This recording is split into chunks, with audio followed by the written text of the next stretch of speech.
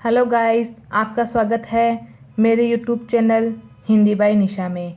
आज के इस वीडियो में हम क्रिया के जो और प्रकार हमारे रह गए थे उसके बारे में चर्चा करेंगे। ठीक है, हमने पिछले वाले वीडियोस में क्रिया के जो और प्रकार है दो, उनके बारे में हमने पढ़ लिया था।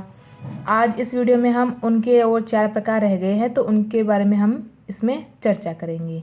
ठीक है, तो आज का हमारा है तीसरे नंबर का जो है वो है हमारी सामान्य क्रिया। तीसरी कौन सी हमारी सामान्य क्रिया?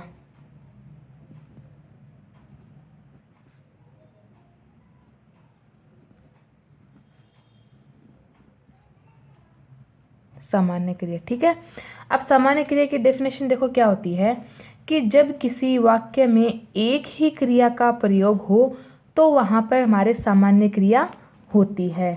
ठीक है, जब किसी वाक्य में एक ही क्रिया का प्रयोग होता हो तो उसे हम सामान्य क्रिया कहेंगे। ठीक है, इसकी डेफिनेशन में लिख रही हूँ यहाँ पे देखो। जब किसी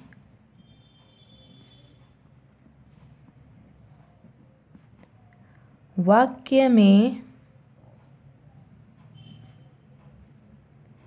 एक ही क्रिया का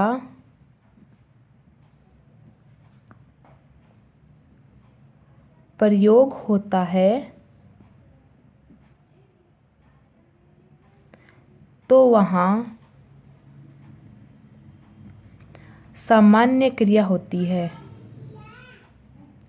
तो वहाँ सामान्य क्रिया होती है।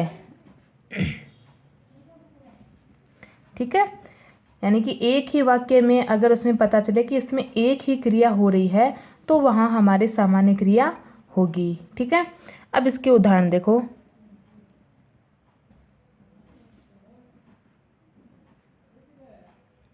इसके उदाहरण है देखो, जैसे कि मैंने बताया कि पिताजी ने पत्र लिखा।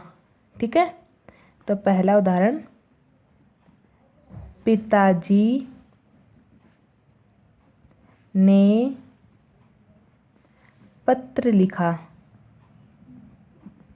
ठीक है, पिताजी ने पत्र लिखा।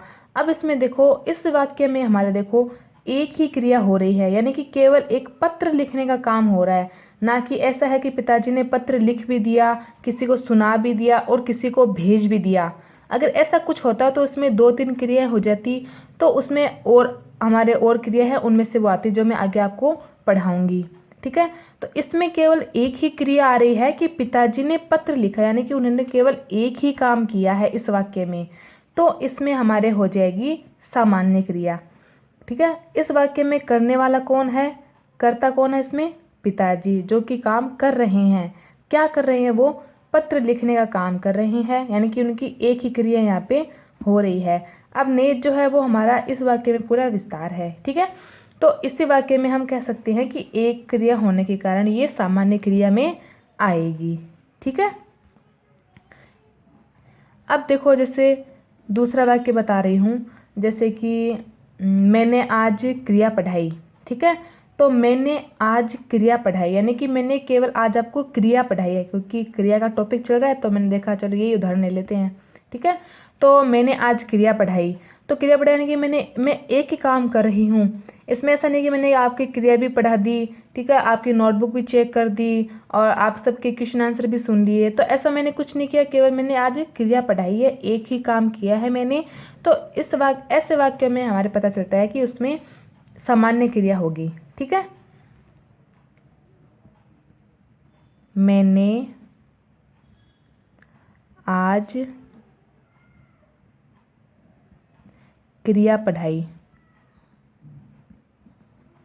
ठीक है, तो मैंने आज क्रिया पढ़ाई, यानी कि इस वाक्य में पता चल रहा है कि एक मतलब ये एक टाइम पे एक ही काम इसमें हो रहा है। ठीक है, अब इसके बाद में हमारी आती है चौथे नंबर की, जो कि हमारी है प्रेरणार्थक क्रिया।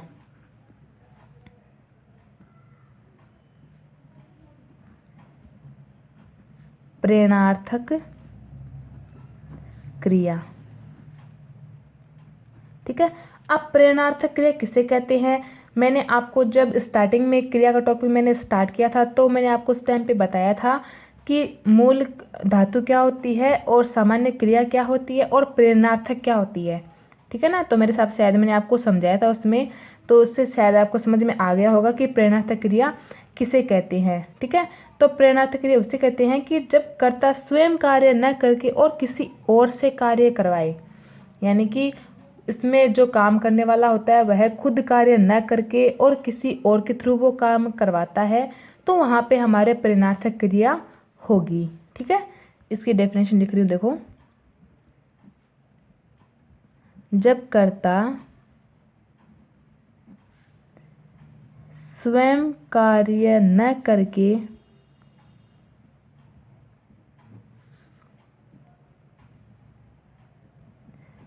किसी दूसरे से करवाए, तब वह क्रिया प्रेरणार्थक क्रिया होती है। प्रेरणार्थक क्रिया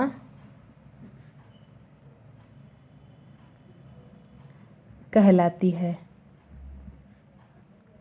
ठीक है, अब इसके देखो उदाहरण जैसे बता रही हूँ मैं आपको।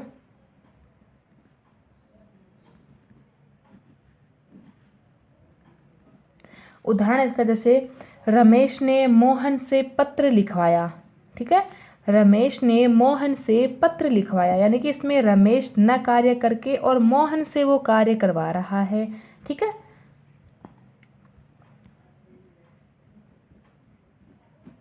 रमेश ने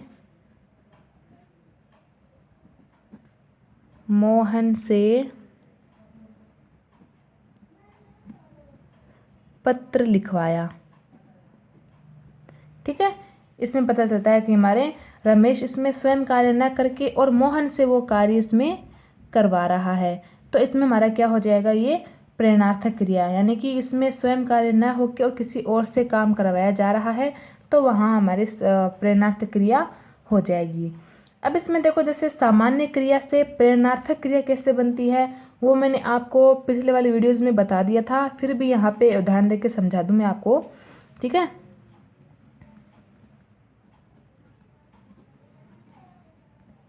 सामान्य एवं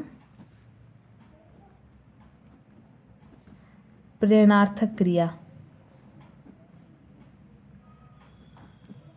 ठीक है, अब इसमें देखो मैंने आपको बताया था कि मूल धातु क्या होती है। ठीक है, तो मूल धातु मैंने बताया था जैसे पढ़, लिख, भेज, उठ, मिल, ये सारे शब्द जो है वो हमारे क्या है, एक मूल धातु है।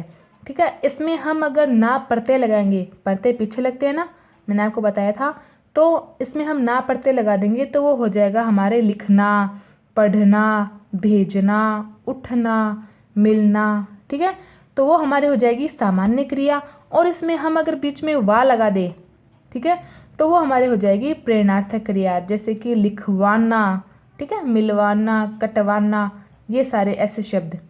जैसे मैं यहाँ पे एग्जाम्पल दे दूँ आपको, लिखना। ठीक है, लिख हमारी क्या है, मूल धातु है, ना प्रत्यय लगा दिया तो बन गई हमारी ये सामान्य क्रिया, तो बन जाएगा ये लिखना। अब इसमें हम प्रेरणार्थक क्रिया बनाएंगे तो वो क्या करेंगे, इसमें वा जोड़ देंगे ना के बीच में। ठीक है, वाना ऐसे। ठीक है, तो ऐसा कह सकते हैं हम कि प्रत्यय इसमें वाना जोड़ सकते हैं हम, तो लिखना का हो जाएगा हमारे लिखवाना।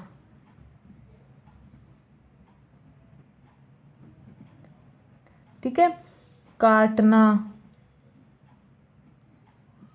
काटना का हो जाएगा हमारे कटवाना। ठीक है, फिर और हो जाएगा जैसे मिलना,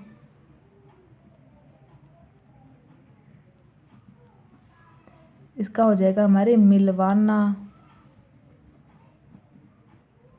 इसमें और भी हो सकता है जैसे मान लो रखना, देना, करना, जोड़ना, खींचना, कहना, ये सारे आपके सामान्य क्रिया है, तो इसमें हम वा प्रत्यय लगा देंगे तो ये प्रेरणार्थक क्रिया में बदल जाएगी।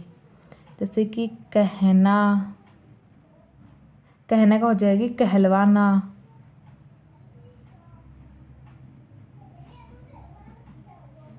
ठीक है। फिर आ जाएगा जैसे रखना, रखना का हो जाएगा हमारे रखवाना, ठीक है।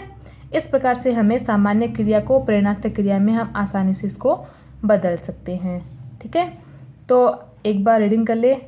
तो इसमें देखो सामान्य क्रिया में क्या होती है, जब किसी वाक्य में एक ही क्रिया का प्रयोग होता हो तो वहाँ पे हमारी सामान्य क्रिया होती है, ठीक है। सामान्य क्रिया के मैंने आपको यहाँ पे उदाहरण बताए हैं कि पिताजी ने पत्र लिखा। इस वाक्य में हमें पता चल रहा है कि पिताजी ने केवल यहाँ पे एक ही काम किया है, यानी कि एक ही कार्य उन्होंने यहाँ पे किया है, ठीक है। तो एक ही क्रिया या एक ही कार्य जहाँ पे किया जा रहा हो जिस वाक्य में, तो उस वाक्य को हम सामान्य क्रिया के नाम से जानेंगे, ठीक है। इसमें मैंने आपको बताया मैंने आज क्रिया पढ़ाई, ठीक है। तो इसमें भी हमारे क्रिया पढ़ाई ये एक ही काम हो रहा है इसमें, तो हमारे इसमें क्या आ जाएगा सामान्य क्रिया। फिर हमारा दूसरा आता है प्रेरणार्थक क्रिया। तो प्रेरणार्थक क्रिया की मेरी डेफिनेशन क्या हो जाती है कि जब कर्ता स्वयं कार्य न करके किसी और से कार्य करवाए या किसी दूसरे से कार्य करवाए तब वह क्रिया हमारी प्रेरणार्थक क्रिया होती है।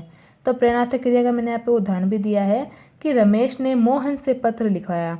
यहाँ पे रमेश खुद काम न करके और किसी और से काम करवा रहा है, यानी कि मोहन से काम वो करवा रहा है। तो इसमें हमारे क्या हो जाएगा प्रेरणार्थक क्रिया, ठीक है। इसमें जैसे मान लो कोई क्लास में जैसे टीचर हो, ठीक है। तो टीचर कोई और काम कर रही है, जैसे मान लो कोई नोटबुक चेक कर रही है या कोई कुछ भी काम होता है तो वो कर रही है। तो इसमें जैसे मॉनिटर होता है, तो मॉनिटर को कहा जाता है, वो टीचर कहती थी मॉनिटर को कि भाई ना आप पाठ पढ़वा दो इन बच्चों को, ठीक है। तो इसमें टीचर खुद कार्य न करके और वो मॉनिटर से कार्य करवा रही है कि भाई आप बच्चों को एक एक करके खड़ा करके और उनसे चैप्टर पढ़वाओ, यानी कि रीडिंग लगवाओ, ठीक है। तो ऐसे में हमारे क्या हो जाता है वहाँ पे प्रेरणार्थक क्रिया होती है, ठीक है। अब मैंने यहाँ पे देखो सामान्य क्रिया और प्रेरणार्थक क्रिया दोनों को बताया है, जो कि मैंने आपको पहले ही बता दिया था कि मूल धातु क्या होता है और सामान्य क्रिया क्या होती है और प्रेरणार्थक क्रिया किसे कहते हैं, ठीक है। तो सामान्य क्रिया में हमने लिखना लिखा, तो लिख जो शब्द है हमारा वो बन जाएगा एक मूल धातु, ठीक है। इसमें ना प्रत्यय जोड़ेंगे तो हो जाएगा लिखना, और प्रेरणार्थक क्रिया इनमें वाना लगा देंगे तो बन जाएगा हमारी प्रेरणार्थक क्रिया, ठीक है। इस प्रकार से आपको ये करना है। तो आज के इस वीडियो में हमने दो क्रियाओं के बारे में पढ़ी, ठीक है, सामान्य क्रिया और प्रेरणार्थक क्रिया। तो मैं यहाँ पे आशा करूँगी कि आपको ये वीडियो बहुत ज़्यादा पसंद आया होगा। अगर पसंद आया है तो प्लीज़ सब्सक्राइब करें मेरे चैनल को जिन्होंने अभी तक नहीं किया है, ठीक है। और लाइक करें और शेयर करें, और जो भी कोई प्रॉब्लम हो तो उसमें कमेंट कर दें, ठीक है। तो मैं उसको आगे क्लियर कर दूँगी। आज के लिए इतना ही, धन्यवाद।